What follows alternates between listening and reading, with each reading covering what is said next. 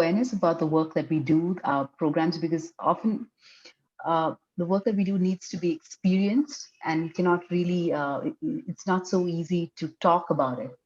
So we used to do open houses when we were able to meet in person, but now we've moved to virtual conversations, which and has somehow become more exciting because now we have access to so many more people. Like we have access to Sukhvinder, who I'm so excited is part of the Expressive Body Program. I had I've I had an opportunity to work with her over the last few months, and I'm very, very touched and very moved by the work she offers, especially the work that she offers women around the divine feminine. I really see it as the antidote to the chaos that we're witnessing in the world around us. I'm just going to read Sukhvinder's bio, just for those of you all who don't know her.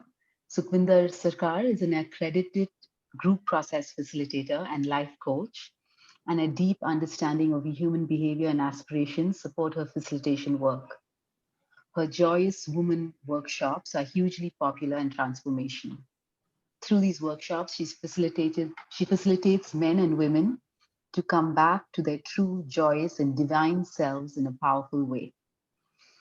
Um, my own experience of Sukhvinder is, like I say, she's an all-round wise woman, so definitely someone who has a lot to offer all of us. She works in the coaching field, but my experience of the work that she offers is really it seems to be based a lot in the transpersonal psychology space, and therefore I think it's like it's really wonderful to have her on the program because those of you who know our work know that we are constantly moving with the arts and with the body into deeper with depth psychology and deeper spaces, and really in that intersection between arts, psychology, and uh, philosophy. So I'm really thrilled to have Sukhvinder here. Welcome, Sukhvinder. Thank you for giving us this time. And I just want to start off. I just wondered if you could just tell us a little bit about your process, your journey that brought you here, and working with this energy, and how you discovered it, how what your journey has been in that. Um, when we talk about the deep feminine or the divine feminine. Thank you, Brinda. It's such a joy. And thank you so much for inviting me to this conversation. I think one of the richest things that's happening in this time of the pandemic is these kind of conversations. Mm-hmm. And we have time for these kind of conversations now. And there's so many interesting things happening, so many interesting offerings. Um, so, yeah, the pandemic is also bringing us gifts. And my journey. So, my journey my own personal journey is one of deep seeking and following my longing for something which I was very difficult to capture, but which I knew was like a calling. Um, and I think it was the churning began when with the question around power. Mm-hmm. I saw a lot of women who did not who were not comfortable with holding power or with the whole concept of power and what it means. And I also saw a lot of women who were very powerful. But the question was that was burning inside of me is how do women truly hold? What does it mean when women hold power? So do we just replicate what the men are doing with power? It's just, is it the same thing? is different. And I was also uncomfortable with the way I saw powerful women wield power.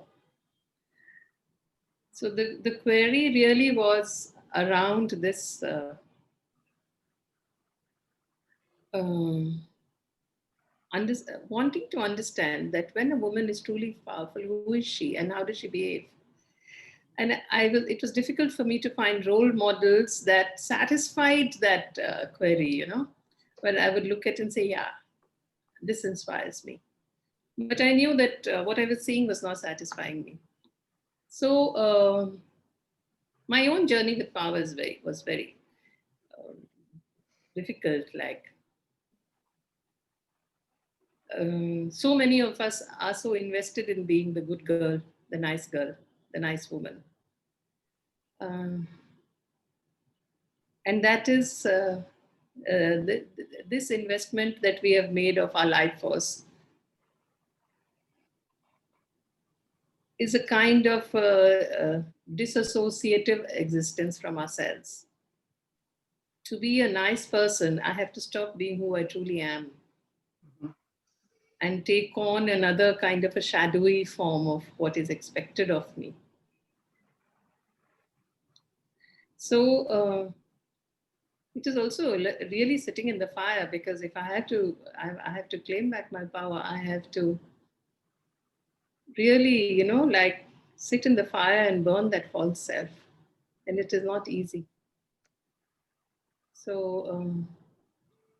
yeah, I think my journey of finding the feminine was about that. And also, there was a phase when I started the work. Before that, I had a lot of powerful dreams, Mhm. um, which shook me, and where the message was very clear. They were almost like visitations Mhm. from the Devi, and they churned things up inside of me. There was like a knocking inside my heart that Mhm. something you have to do.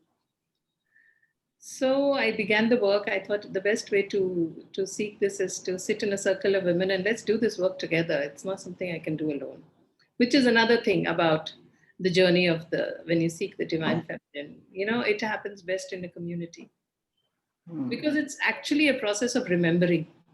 Mhm. When we sit together, we begin to remember. And well, I have found that when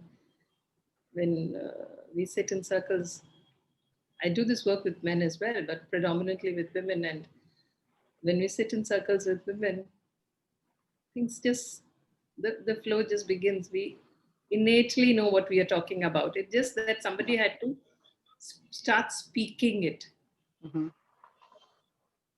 and then it starts to start making. Oh yeah, of course. Deep inside, we always knew this. But thank you for articulating, and thank you for just bringing it up front. So it's been a joyous journey to find her. Yeah. I love a few things that you said actually. One is, and I love that you brought up power, because I, I think there's so much written about the hero's journey of going out there and conquering or slaying the dragon, and very much less so about the heroine's journey, which is kind of a descent down into the shadow to retrieve her power.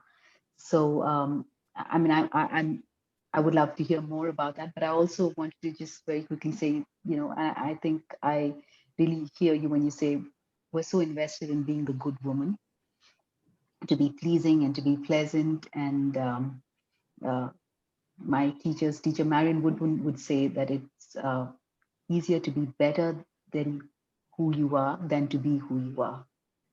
And Wow. yeah, yeah. So when you were saying that, we are, so we do that, and it's easy to forget our power, because there is something quite difficult and quite terrifying about being in our power till we actually find it. Um, yeah. So I mean, I wondered if you could tell us a little bit more about the connection between the feminine, the power, leadership, and then of course the trauma of not being who you are. or not inhabiting your full self. Mm. If you can kind of just share a little bit more about that. Uh, well, these things that you just brought up, they're all woven together. It's like Mm-hmm. you can't speak about the feminine without speaking about power, and you can't speak about power without speaking about leadership and trauma. They're all also deeply woven. And like I began by saying about disassociation, Mm-hmm. uh, we live in a traumatized world. I wonder if there's anybody who's not traumatized. And the responses and the lives we are living are coming, they are, they are trauma responses. Mm-hmm. So,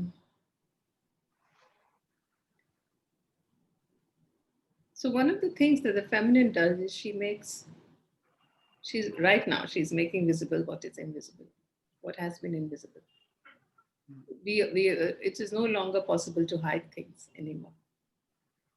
This is her cycle. So she's ripping off the covers, and she's saying, have a look at what.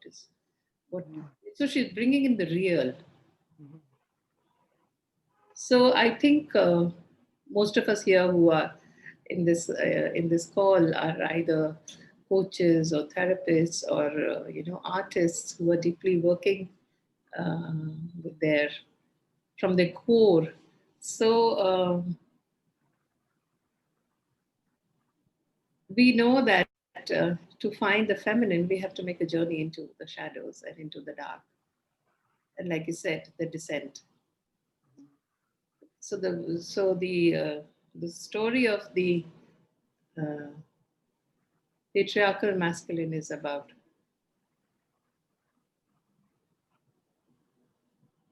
the whole idea of progress is about upwards. The energy is always moving upwards. And when we so it's very counterintuitive to start going down to find uh, you know to go into the underground to find the treasure, Mm-hmm. because it's always you look up to the sky that's where enlightenment journey is towards.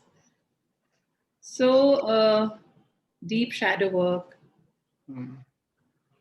is one of the core um, journeys we make, where we go. And once again, it's not about slaying the dragon, but about the dragon was part of me who was just waiting there for me to come and integrate. Mm-hmm. So it's the remembering journey, the remembering Mm-hmm. when and it's about we are meeting more and more exiled parts of ourselves. We have been so separated. So the process of how patriarchy survives is through separation. Mm-hmm. It's a very effective in creating the separation. So if I am to ask this question, who are you? It's a very difficult question to answer. I don't know who I am. If I ask all of you who are here in this call right now, what would you answer to this question? Who are you?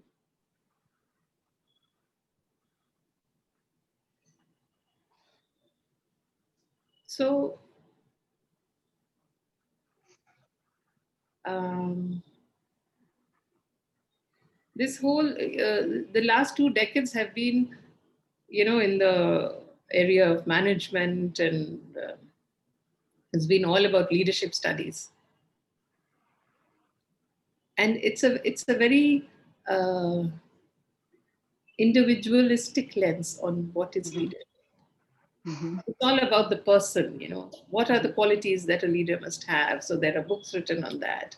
A leader should be this, and visioning and all that. But this leadership is more about uh, it is inherently masculine. It is all about achievement and progress and net worth, financial resources.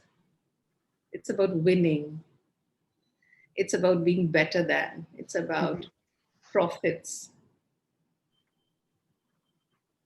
This is not the leadership of the feminine at all. So, this model we are creating. And while I did say that the feminine is making everything visible, she is also working in invisible ways in the way we are bringing up our children, the values we are putting into them, who they,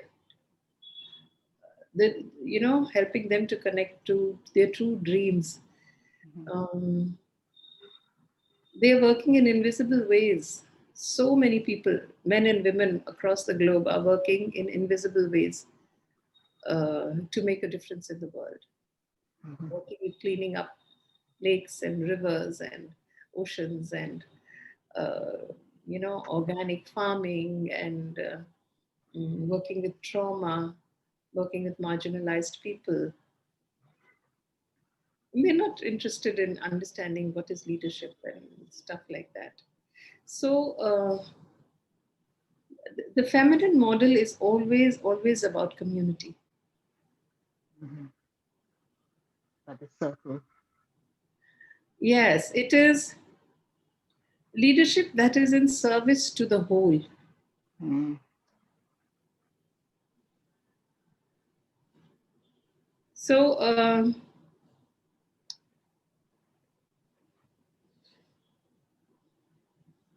it is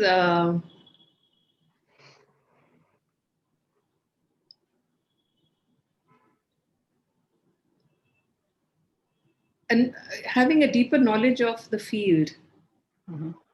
It could be the energetic field, the feminine field. It is like how do I embody, how do I bring more wholeness uh, into the space that I am, and who will be my teacher in that. In the feminine leadership, we are bringing in our body very deeply into the listening. We are bringing in embodiment and presence. We are bringing in, we are accessing wisdom from the earth, from the underground, and from our bodies. And we are listening in different ways to what is being asked of us. So essentially, in the leadership of the feminine is where we truly become a channel to let something flow through us. So the individual is very important, but also connected to something much larger than, just the small self. Yeah. Beautiful. Yeah. And definitely the whole dynamics with power comes in.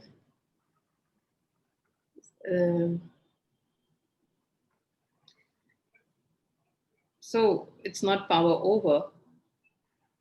And we as women had traded away our power. It was not safe for us to be powerful, to hold our power. And now will come in the whole thing about shame. So in India, especially in India, we are a shame-based culture. So there are guilt-based cultures and shame-built cultures. Ours is a shame-built culture, which means that we are a culture in which conformity of behavior is maintained through the individual's fear of being shamed. Honor has to be preserved, and one must not be publicly disgraced at any cost. This is the kind of culture we live in. So shame is used as the biggest weapon for conformity to continue to continue maintaining the structure of this hierarchy and patriarchy. And the biggest chains of this is put on the women.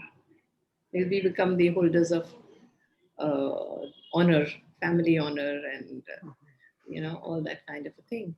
So in our journey to find the feminine, we have to begin to open those shackles. So they're like leg traps, thick leg traps. Mhm. And we have to open them. We have to walk.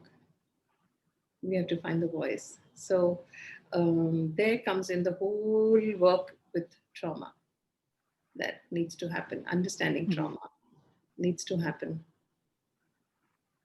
And that, we have to regulate our nervous systems. Our nervous systems are so deeply dysregulated. Mhm. Mm. And one thing, it does a lot of things, this trauma that we are holding in our bodies. Um, and it's it's not a bad thing, the safety things that we built, the fight and flight and freeze responses that we learned very, very young in life. At that time, there was a wisdom, and that was also body wisdom. Mhm. That was the body's wisdom of our response to threat. Yeah. So one does not have to feel bad or guilty that of all that is being held in the body and say I have to get rid of it. But one has to very slowly and gradually build safety. So the journey to the feminine is essentially about building safety, and there comes in the whole understanding of the womb space. Mhm. If we are on a journey to build safety, then we have to inhabit our wombs first, because it is the seat of power. So the journey of embodiment will definitely take us into truly inhabiting the womb space. And when a woman walks from the space where she truly owns her womb, her walk is different. Her presence is different. People will know that there's something different about her. So she's coming back into her body. Yeah. There's a very different way in which a disembodied person walks Yeah. and an embodied person moves. Yeah. And I think in the whole expressive arts and that program that you are running, which is so beautiful, um, it is all about inhabiting ourselves more and more, coming back into ourselves more and more. Yeah. It is. It was not safe to feel too much. The whole thing Mm. about trauma and freeze is because it was not safe to feel. Yeah. And now we are coming back into a space where we are slowly allowing ourselves to feel things fully. Mhm. So much of the numbness is unfreezing, and Yeah. when blood starts circulating back into numb places earlier, initially there are these pricks that you feel, Yeah. but yeah, it is, circulation is coming back. So it's like um, mm, oxygenation of the body. It's like now that the winters are coming, we have to do so much of skincare. No, we have to hydrate our skin. So the feminine is the way of hydrating our lives. Without her, we'd be very dry. Mm. That's so beautiful, Sukhvinder. It just also reminds me so much when you talk about the dryness. There's so much when my work with my clients. There's so many women who come to me and say, "I just feel dry," or and I feel and it's kind of sometimes feels like the fire is more than the water. And it's really burning up. So I mean, I thought that was beautiful. I also really loved when you spoke um, uh, the feminine being about community, about circle, and it feels like, when we talk about inclusivity, we're talking about for the whole. And so and I think it's easy for us to say we want leadership which is inclusive. We want everybody to feel part of it, but so much also for ourselves, right? Like the parts of ourselves that we reject, that we are ashamed of, we don't want, so really allowing all parts of ourselves to come up and be embraced. And something that you spoke, yeah, yeah, this thing about not being ashamed, and not, and this thing about being inclusive, therefore being welcoming of whatever form it takes, whatever emotion that you're holding. And I know that in our work together, you spoke about being shameless, um, as uh, uh, as almost like the last hold that patriarchy has over you is this thing of shame, this thing of being. So what would it be to be shameless, or to reject that? I Would you be able to say a little bit more about that, because that for me was a big kind of turn things over, because I think there was one thing about letting go of shame, and it's a whole different step to say I can be shameless.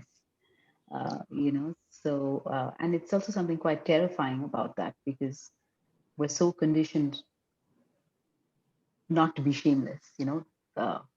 Don't Yeah. Yeah. Yes. Wow. So, yes, shame is the big one. So much work is happening around shame at this time. Hmm. And so everybody who's here, who's listening, if you could make a hand gesture that expresses what shame feels like for you, whether you are on camera or you're off camera. If you're Hmm. on camera, we can see it. What would that hand gesture be of what shame feels like for you? Ru, Rashi, yeah, Catherine, Pooja, yes, Indrani. What would shame? What would it be like for you? This how and yes, how what is the way in which the body is being held? I'm sure all of us have felt shame many times, so we know what it feels like. So, what kind of gesture would it be?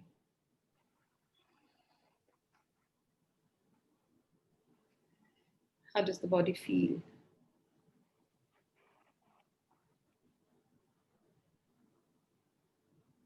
And when you release the shame and imagine for a moment that that shame is not there,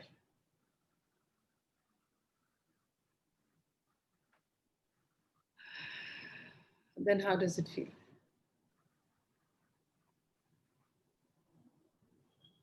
Yeah, so everybody's like opening up. It's like something is gone out of the body. Hmm. Relaxed power, Bill Gates is saying. Hmm. Yeah, beautiful. Light, ease. Feels lighter. Mm. Whereas the earlier one was shrinking. So that is what trauma does. That shame is definitely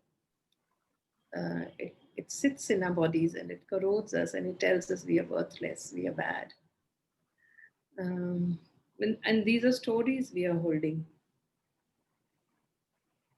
And when we are now on this journey to embrace the feminine, we have to sift. So we are holding so many stories inside our bodies, Hmm. and these stories, some of them come from us, and some of them come from our ancestors. Hmm. And now it is time to sift those stories and see, are these serving me or are these not serving me? And shame does not serve anyone.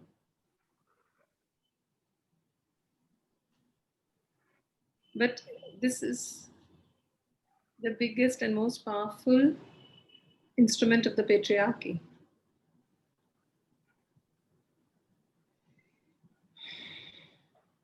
And one of the things that shame does, like if shame had an arsenal, if it had weapons, the first thing it would fire at is purpose of life.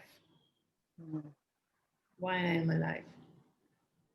That is the first thing that it will destroy. And your whole life becomes about just survival.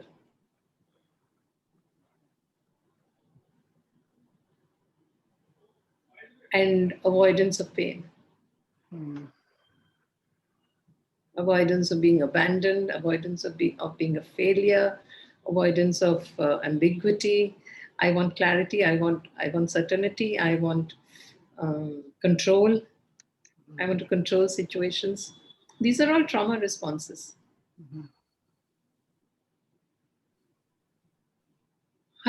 We hardly do anything which is outside of that. So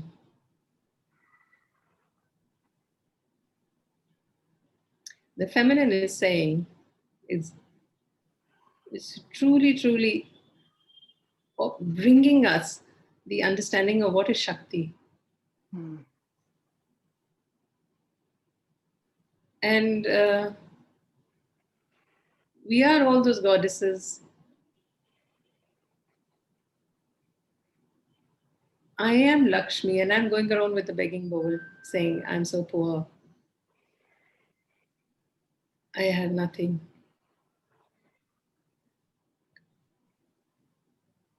I am Durga and Kali, the fierce one. And I'm continuously looking around for protectors and protection.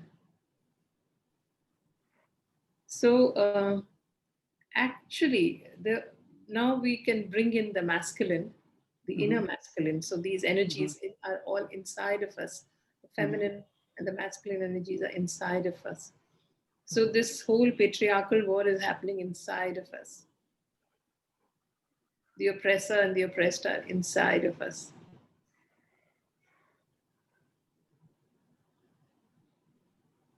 So the journey is actually of shifting that dance.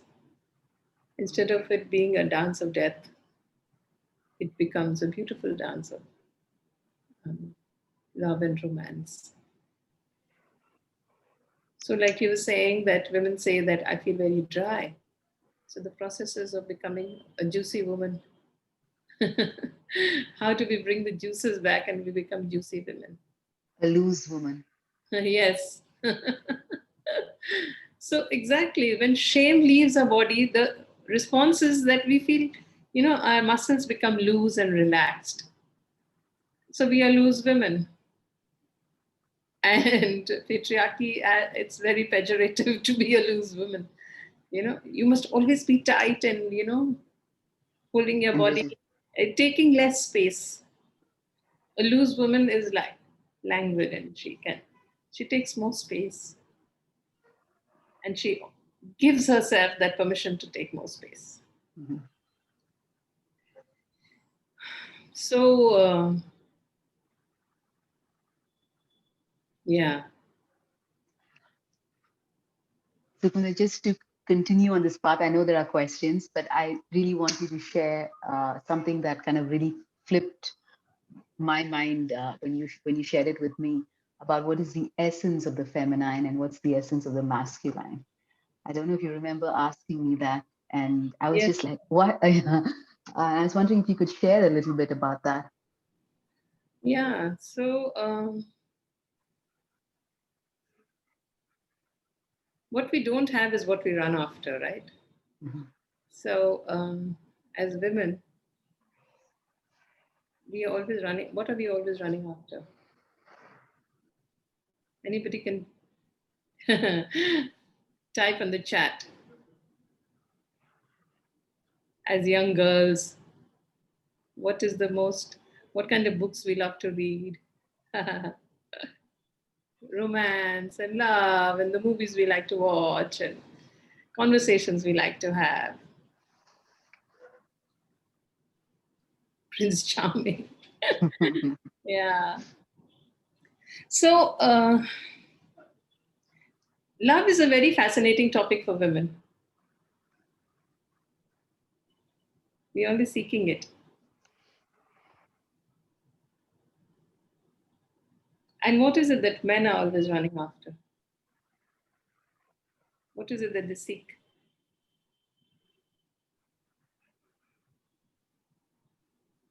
Yeah, power, authority, control. Absolutely. So, why would we run after that which we don't have? We run after that. Why would we run after something that we have? So, as a woman, I already am power. You will rarely see women running after power. It doesn't fascinate them. That is because she is power herself. She is Shakti.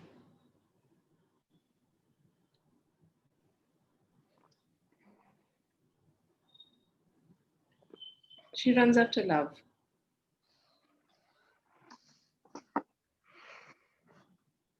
So, but I may say men and masculine, they're not exactly, they're not synonyms, but we hold primarily that energy.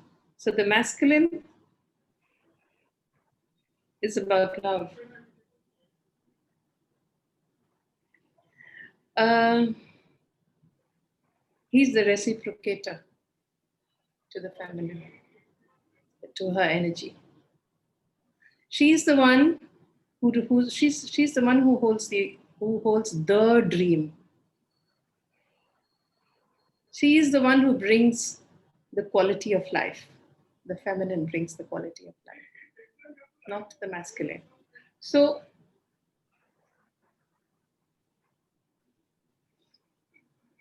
she she connects with her longing, she connects with her dream, and she offers it to her masculine, from her divine feminine to her divine masculine. And he deeply, deeply listens to that dream and cherishes it and says, "This is so beautiful. I will implement it exactly as you want it in the world." And these two energies are within us. When this is the kind of reciprocation that happens, he listens and responds. He sees her. Mm. She feels seen, heard, deeply understood. And that creates an even deeper level of safety within her. So that she can enter even deeper into her dream, into her knowing, and pull from there and offer it to the masculine. And he will once again honor and nourish what she's bringing because he totally and deeply believes in her.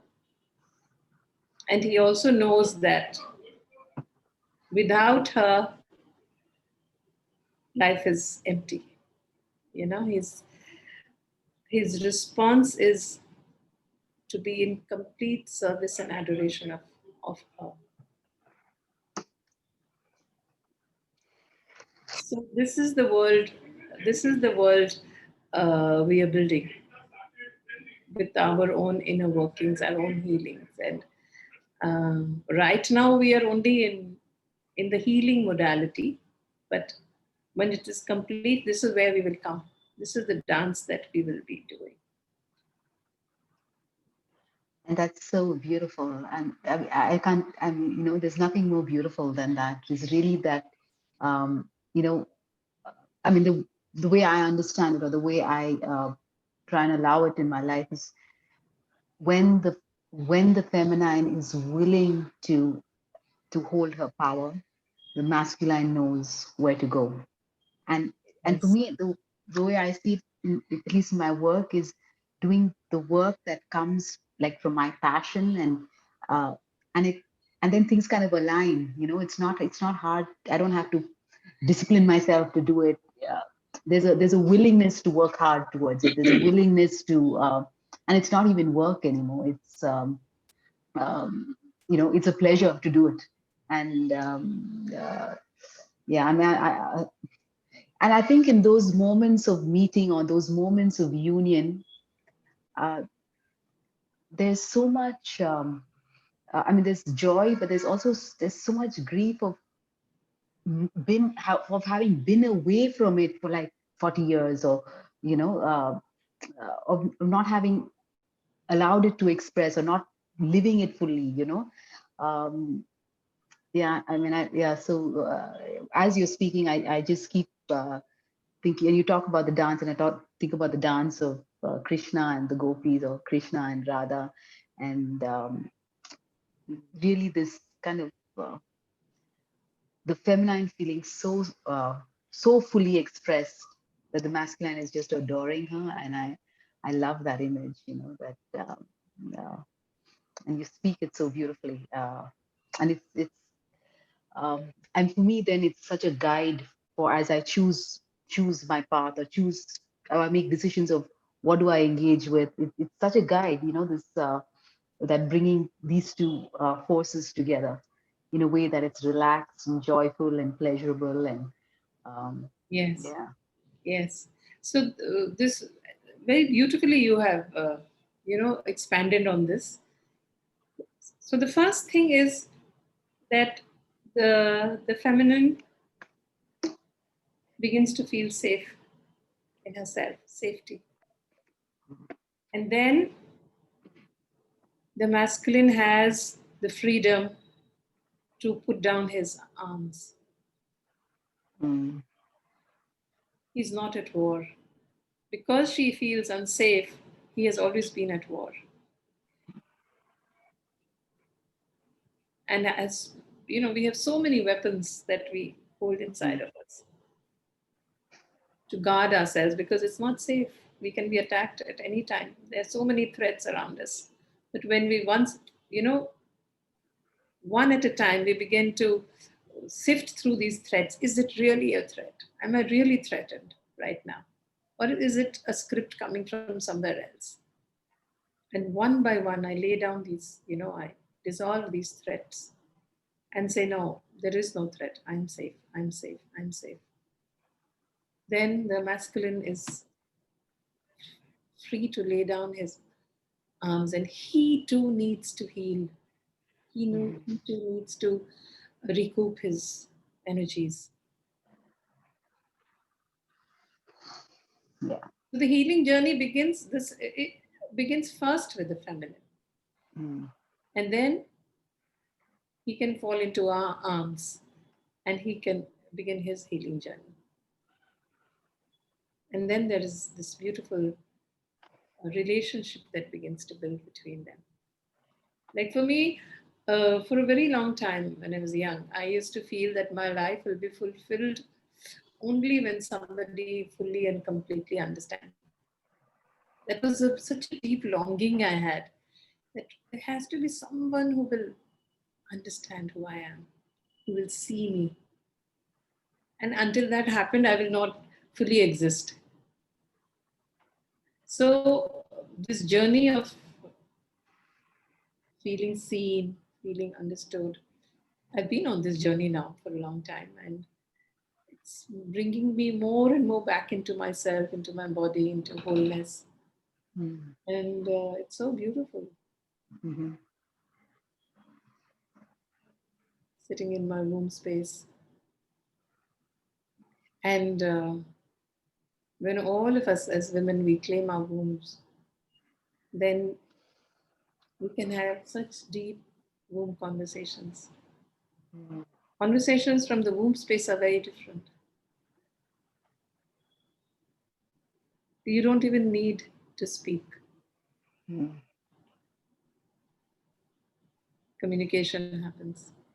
It's very different.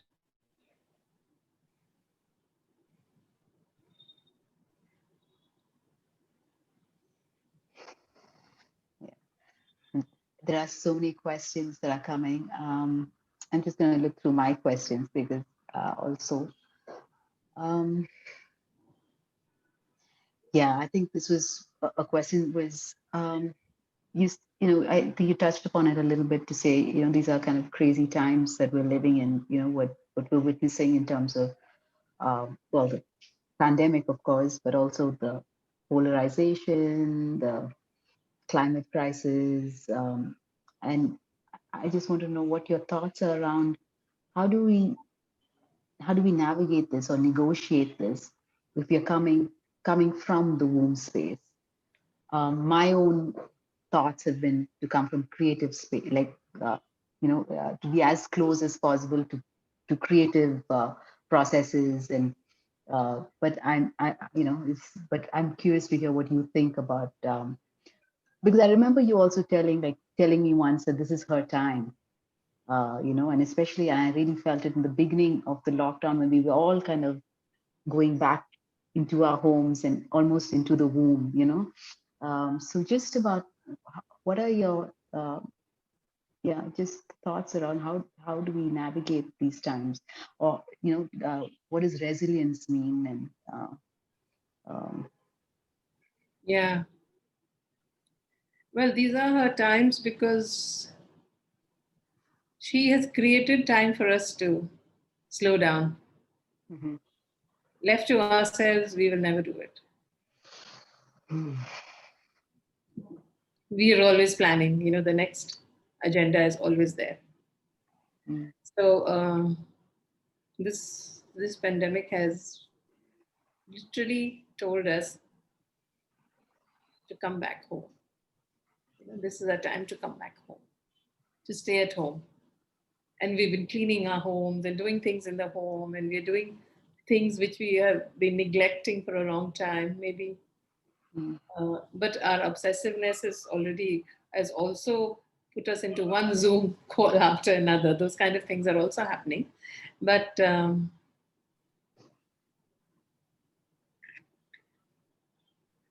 for Mother Nature, this has been a good time, hasn't it?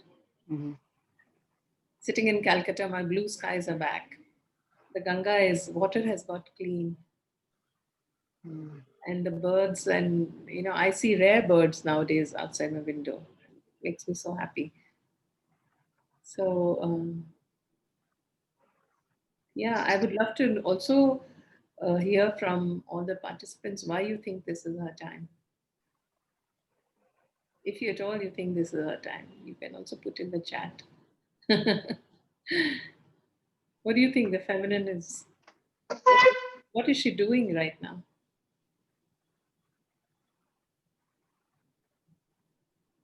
I think a big part of is what you had said earlier about it's all coming up for us to see all the flaws that we were in denial of, and especially at the beginning of this, we really looked at the kind of leadership we saw in different countries, the flaws in that, the um, within ourselves. Like, I mean, I think it was the first time I thought about migrant workers.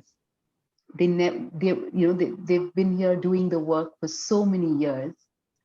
Suddenly it was with the pandemic that oh my god, they have but we were quite comfortable for years that they were invisible and they were then to question what is it okay to call them migrant workers. So I feel like I feel all our flaws are really being brought up, I hope to heal, but at least we have to see it. And I think denial is becoming less.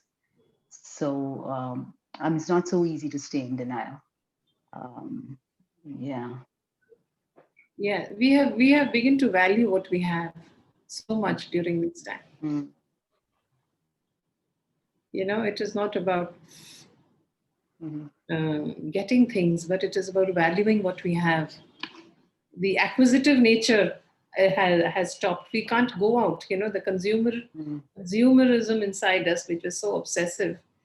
Even if we want, when the lockdown was on, we couldn't go out and spend money to buy things and get things. And so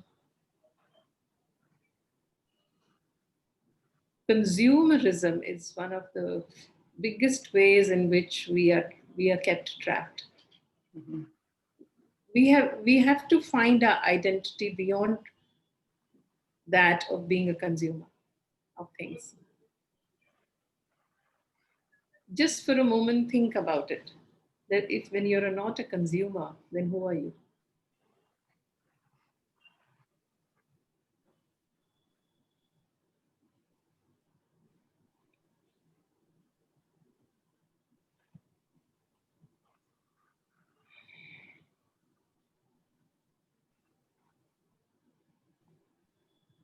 So the whole motivation of why we are existing, why am I even earning money, what do I want to do with it? Because we have experienced a time in this life which is such a gift of having all the money, all those beautiful clothes in the closet, but nothing to do with it.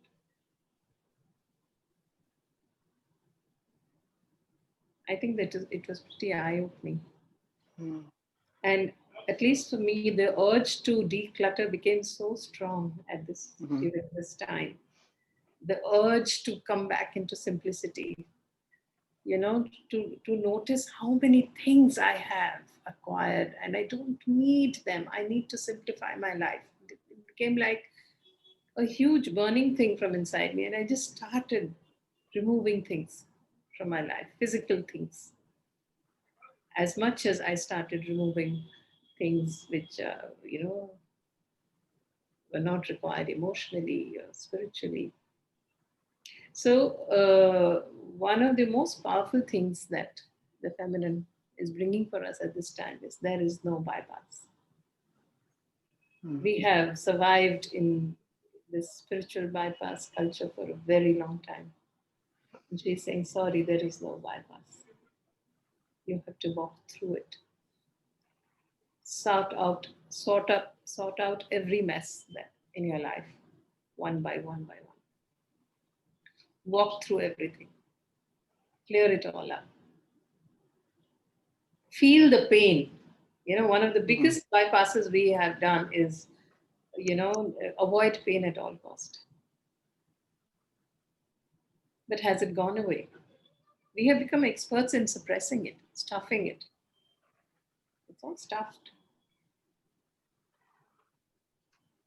We have made our bodies into wardrobes, storage files, you know, filing cabinets. That's not what our body is for. We have to release that. We have to lighten it up. So we have to feel the pain and we have to release it, and we have to acknowledge that life is about feeling fully. It's not about avoiding pain. Yeah. And you talked about uh, our kind of longing for love, and I think this path is is a path of love, and to love is really to hold pain. The more we hold pain, the more capacity to love. Um, and I thought it was, so when you talk about uh, the feminine, like longing for love, I do feel like that is uh, that longing we can only experience or fulfill as we kind of uh, are ready to feel everything, like you say. I'm really ready to hold our pain and hold the grief and the grief of the collective, in many Absolutely. ways. Yes, absolutely. Yeah. Um, it's 8 o'clock, and I just kind of want to open it out for people. I know some of you had already sent questions, and I'm hoping that it kind of got answered. Some of it might have got answered in the conversation. For those of you, who feel like you really want to ask your question, just unmute yourselves, and and go ahead So and while the questions are being thought and framed, I'll just take half a minute off. please.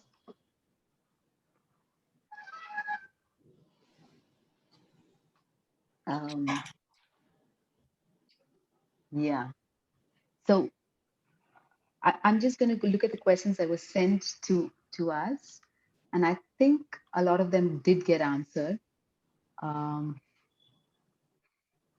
but you can also ask questions. I mean, I know this. We're talking about the divine feminine, the deep feminine, but it's also a place to ask questions about the expressive body program itself. Yeah, so those can be directed at me, but I would say we have half an hour with Sukhvinder. So whatever questions you have for her, yes, we will be sharing a recording. We'll send you a link so you can. And it will be uploaded on YouTube, so you can. Yeah.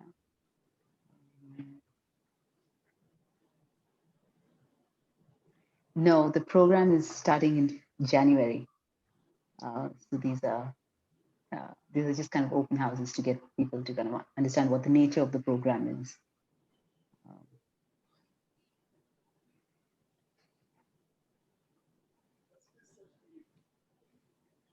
you can just unmute yourselves, guys, and ask the question.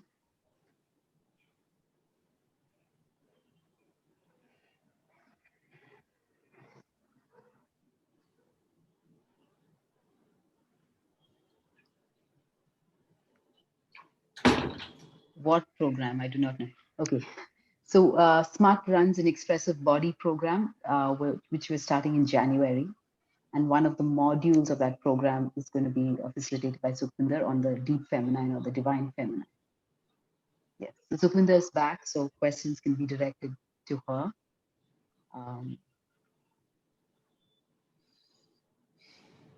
Yes, Brinda? I'm really wondering about the thing you said, Sukhvinder, about safety. And when she feels safe is when the masculine can put his arms down. I'm really struck by that.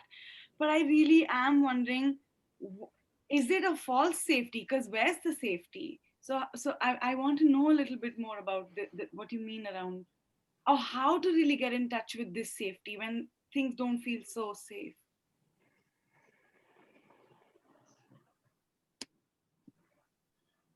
So, Brinda, when you say things don't feel so safe, what doesn't feel safe for you?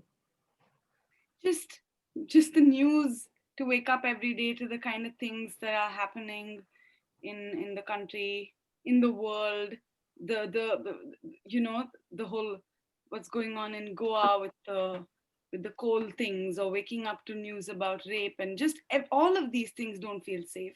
Walking on the streets doesn't feel safe. Many things don't feel safe. Yeah. Well, one of the things you're talking about is how the media is portraying, and one of their jobs is to never make you feel safe too. Um, but sitting in your own home, being on this call, asking this question, uh, is there any threat? So my when I say feeling safe, it is sure there are threats out there. Sure, there can be a threat to my life. People who are living in war zones, they don't feel safe at all. But why am I feeling unsafe all the time even in my own home? Why is unsafety? Uh, why do I not have the privilege of enjoying my human experience? Why do I have to continuously um, strive to exist? So, a wholesome, healthy, juicy woman is like she's a revolutionary in this world today. That I can claim my good health. I can claim to be a person who has a healthy body, a healthy mind, healthy emotions. I mean, am I asking too much by saying that I want to claim all these things for myself? I want to be fulfilled. So in this journey, one by one by one, I have eliminated illusions of threat, illusions of unsafety. Those also exist. That people will reject me. It was such a huge thing for me. My whole life is about, this good girl thing was about. So there is this, there's this fight, flight, freeze response we all know about. But there's another response, that a trauma response that is being spoken about, which is called the fawn response. Yeah, Priyam is also saying yes, she knows. So the fawn response is also a very deep form of dissociation. Um, just to feel safe, where you continuously adjusting around people in power. So, what is that question? Fawn, Fawn, fawn response, which makes us into good girls.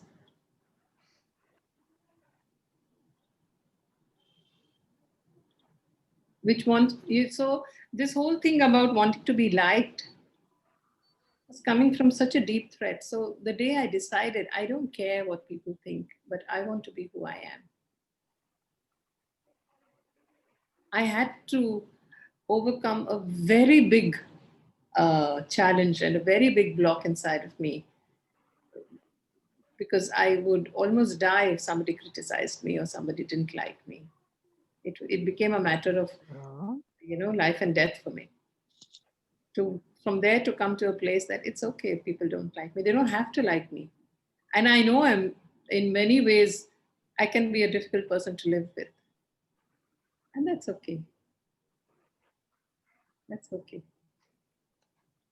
So how many threats, imagined threats I had to, so how many weapons I lay? My masculine, being very competitive. I have to be better than the other. Competitiveness among women, competitiveness with men. It was so tiresome. So I don't know if I answered your question. It's Could I say something, Sukhvinder? Also, Brinda, I also think part of what is destabilizing so much is really the unknown and the uncertainty that always existed, but we imagined we had control. We imagined that that we live in a democracy. We imagine, and now to witness it, we're really seeing that, oh my God, it's not true. And we don't know. And I think the pandemic has brought up this, not so much now, but in the beginning, the unknown, right? We don't know how long, we don't know what this is. And I think with my conversation with Sukhinder, there is really this comfort in the unknown. How much can we give up control and allow ourselves to be in the dark?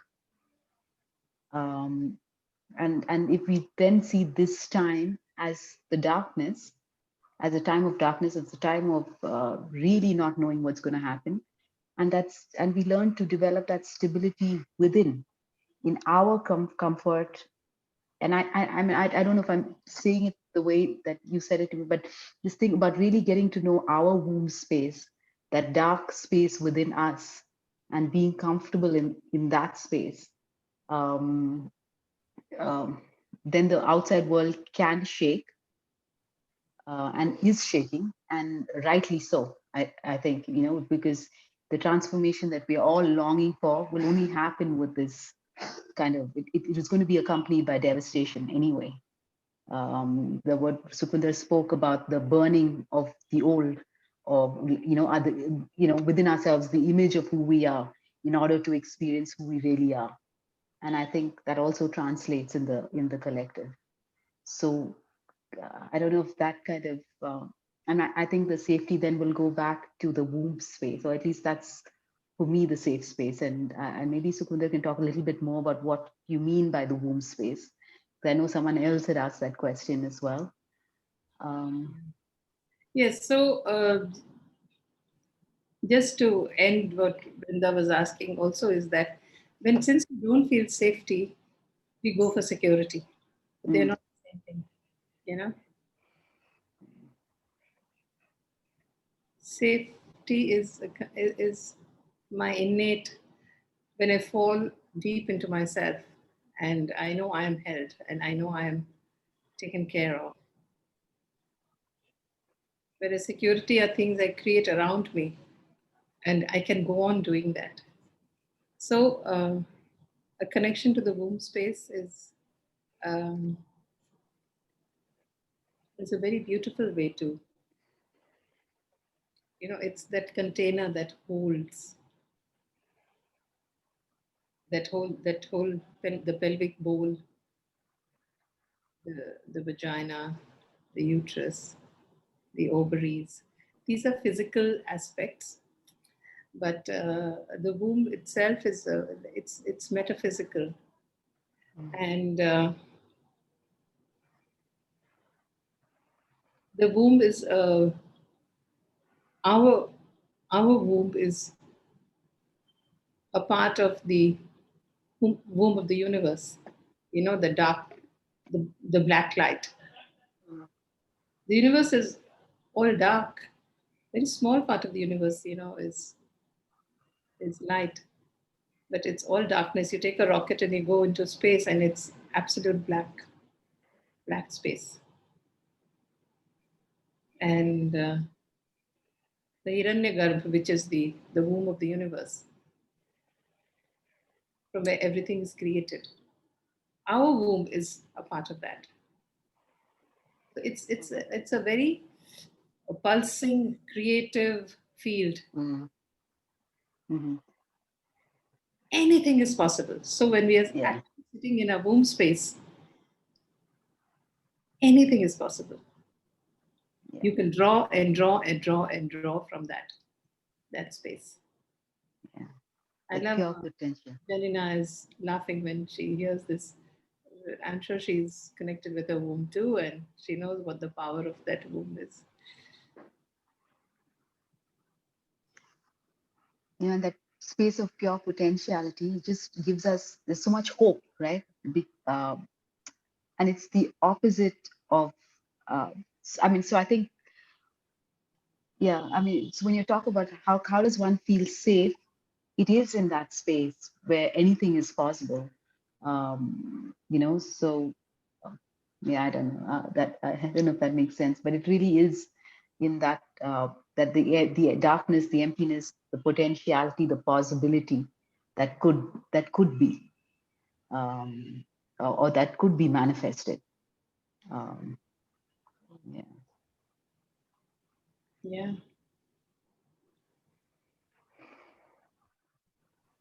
You're so much in our head space. The minute you shift your energy to the womb, things shift. Mm, You're more embodied. beautiful, Yeah. beautiful. Uh, Avantika was asking, do other genders have a womb-like space? Yes, they do, definitely. It's the feminine energy is across genders. So so the area of the hips, the womb, this area, Mm, the feminine energy sits there for everyone.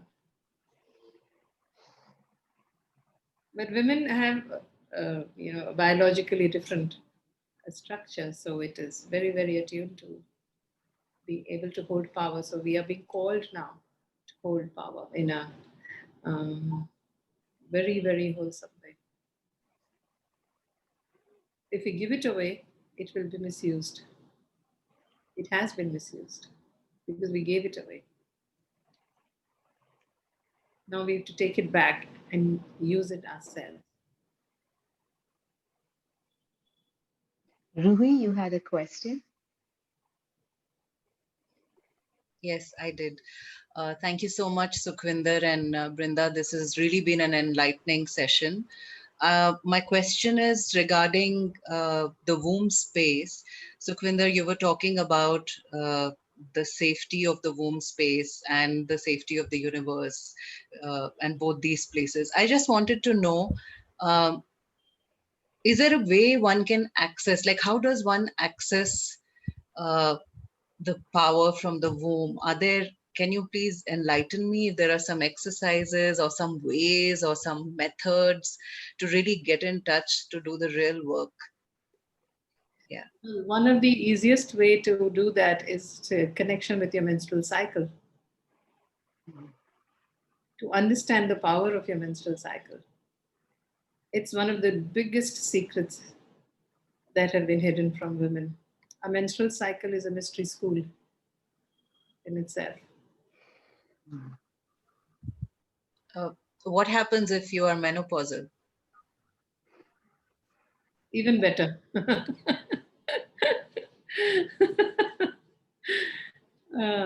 So Barbara Marx Hubbard, this beautiful crone, had said that she had a beautiful word for menopausal women. She said it is the phase called regenopause. Mm. This is the time when the woman regenerates herself. And from producing an egg, when she stops producing the egg, she becomes the egg herself. And she births Oh, herself. lovely. So, so she said that the missing link in the universe today, in the world today, this missing link, which is going to bring forth the new wisdom, is the crone, is the menopausal woman. Beautiful. So you look around for menopausal women in the world and see the amazing work they're doing. Listen to them. Mm. So it's a beautiful time to grow old. One of the mm, problems that we women have is a fear of growing old, but it gets better and better as you grow older. We are accessing such amazing energies. So interesting. The things that give us power, our aging, our menstrual cycle is again things that we're taught to be ashamed of. Yeah, yeah. We have to be satisfying to the male gaze. Was Mm. I mean, like it's really cutting our power at source, yeah. distancing us from our bodies. Sorry, Janina, you wanted to make an observation? Yeah, I'm very interested in some of the cross-cultural contexts. For others, I'm in the middle of the United States and very much in a more conservative region of the United States where women are still often expected in rural areas to have children. Mm-hmm. But I think I took on a different cultural mindset, and many times I've resented my menstrual cycle. Resented, like if I'm not going to have children, what's the point of having this process? And I'm curious of your own observations, both potentially having interacted with Western women as well as your own wisdom. What do you think that does when a society perhaps no longer values the role of women having children and giving that sacred space? So this is a very, thank you for that question. It's a very important question. And this is exactly how we have been deluded that our value is in being productive in every way, producing children. And if you're not producing children, anyway, you have to be productive all the time to exist. And nobody told us that the menstrual cycle is definitely about producing babies.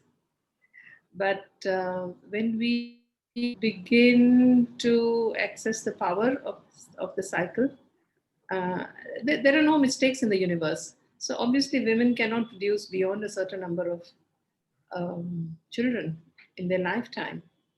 But why should the menstrual cycle, have such a long span? And there are so many eggs in the ovaries. And we now know that these eggs in the ovary were created when the girl was in her mother's womb. When when the girl is in her mother's womb, when her ovaries are being created, the eggs are also being put there. So there's not one more extra egg she produces after she's born.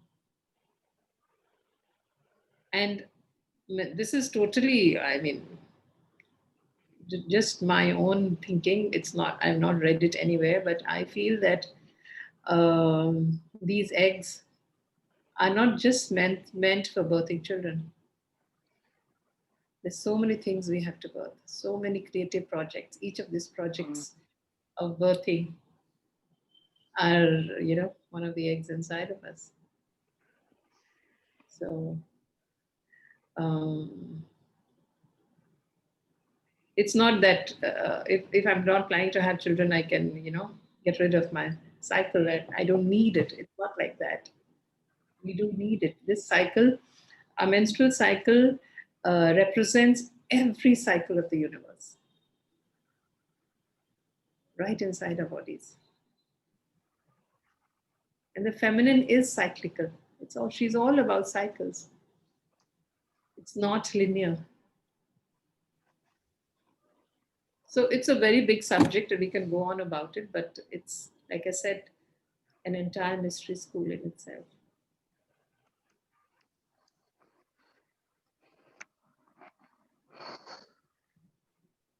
Thank you. Are there any more questions? I just have so many things of, with, well, that you've opened so many doors that my mind is kind of going all over the place, but I want to give time for other people if they have questions. So just, you can unmute yourself. If you've not read your question, then please unmute yourself and ask that.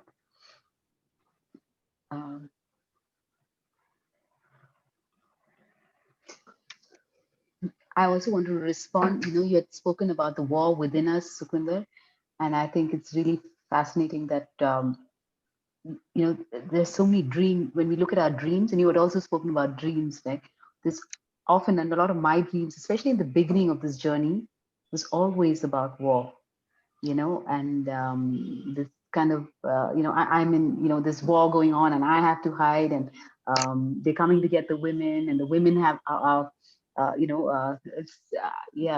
it's interesting when you speak about the inner war. It really gets projected.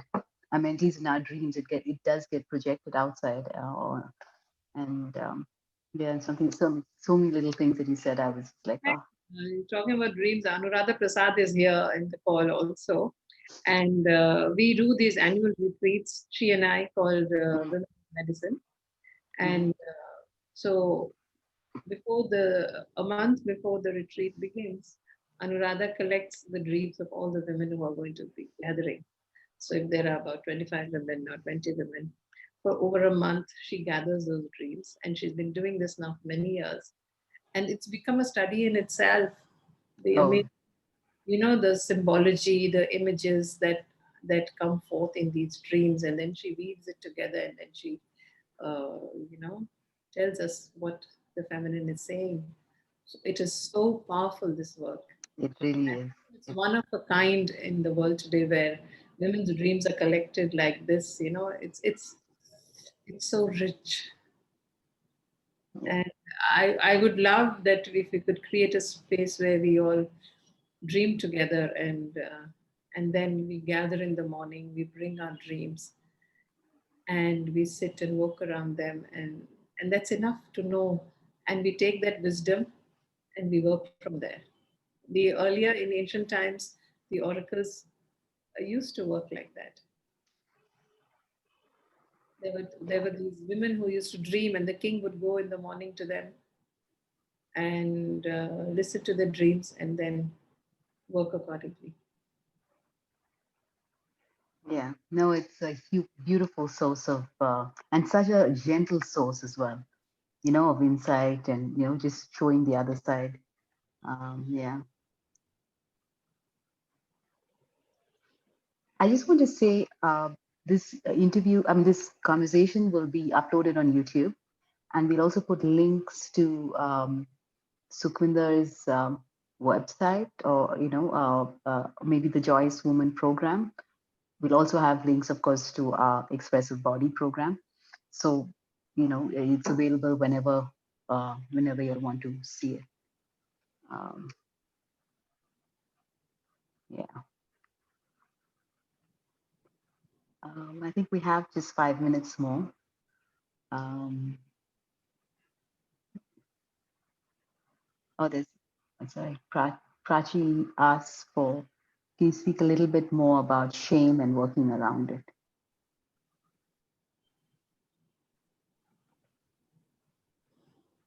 Hmm.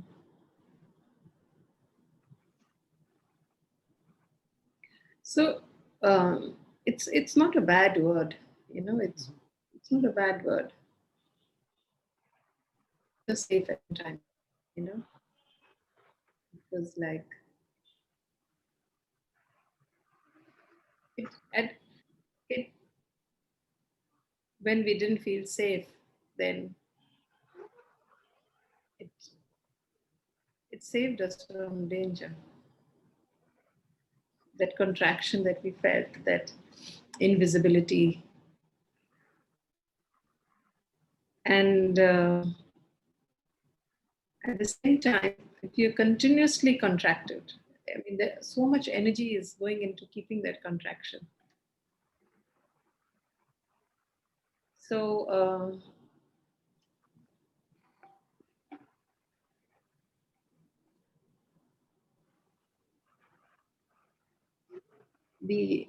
the opposite of it is to begin to believe in yourself, to trust yourself. How many times have we distrusted our inner gut? We knew something is coming. We kept hearing it. I shouldn't be going there. I shouldn't be doing this. I shouldn't be speaking with this person. But we don't listen to that, and we listen to something else. And then later we say, oh my God, I knew about it. So as we were growing up, how many times we have been shamed for wanting to listen to our voice, and we were told, no, I will tell you what you have to do. As little girls, how many times we were told that? Listen to me, don't do that. So we were shamed for our knowings, till we came to a point that we stopped believing in it. So it's time to go back to believing in ourselves. I think that is a very nice way and a gentle way of releasing shame. The shame is literally about being who I am. And by starting to believe in myself, I'm saying, no, I honor myself.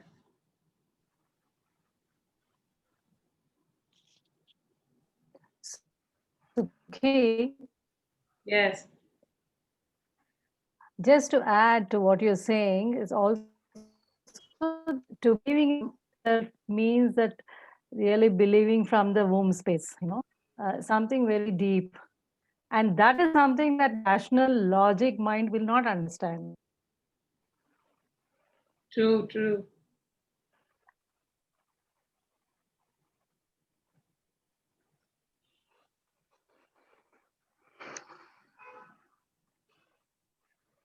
You want to say something more about that, Anu?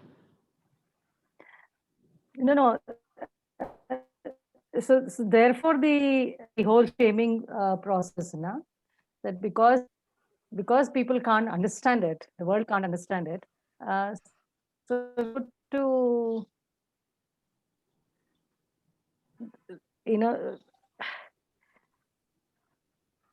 so because they can't understand, because it can't be believed, and we ourselves can't believe that there's something, like, it's my personal experience working with you. Many things come up from my very inner space, and I wonder, where is this coming from? What is this?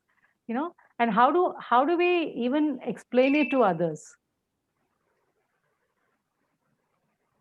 Yeah. So when you were talking of shame, it just occurred to me. Suddenly it just came up. That's why I'm speaking that, like, so I think the word shame also, there's a lot of deeper meanings attached to it, for me at least. Absolutely, yes. Layers and layers. Therefore, to shut out my voice. Yeah. That is why the deepest work that retrieve their voice. The retrieval of the voice is Yes. a deep, deep work you're doing today. You know, to feel powerful enough to literally live stream myself. Jwalamukhi, remember when we Your voice is breaking, Anu. going to the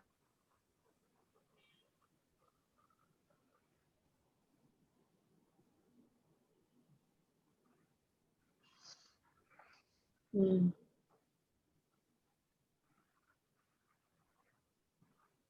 I think we are at. Yeah, we're at 8:30. So it is time to wrap up.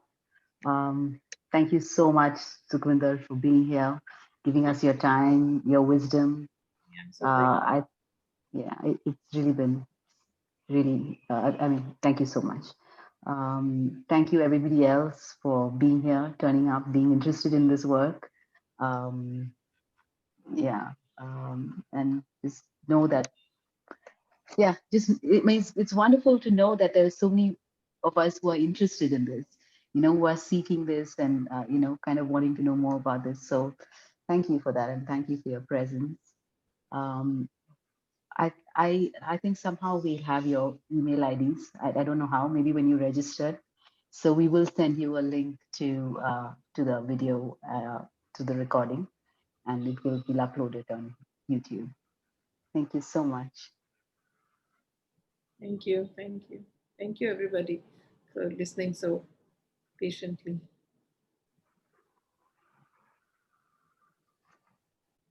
And so lovely to see so many of you.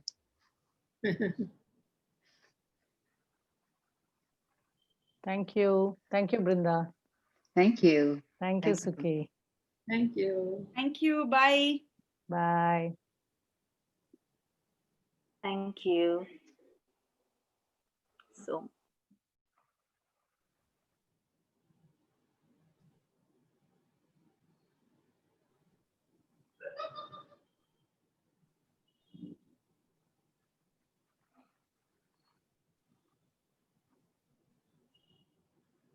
Thank you, Rashi, for that lovely comment.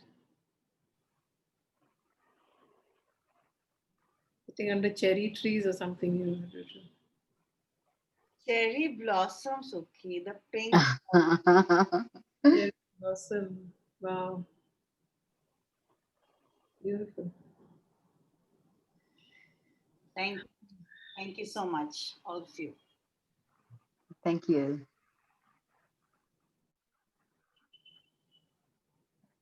I can see my mom is still here.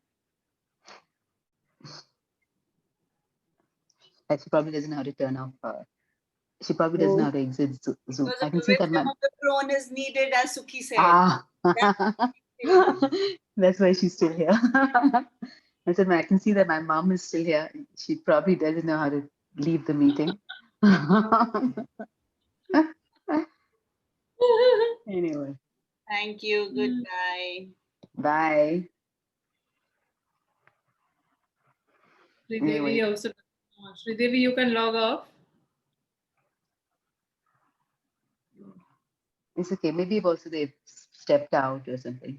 Yeah. Thank you.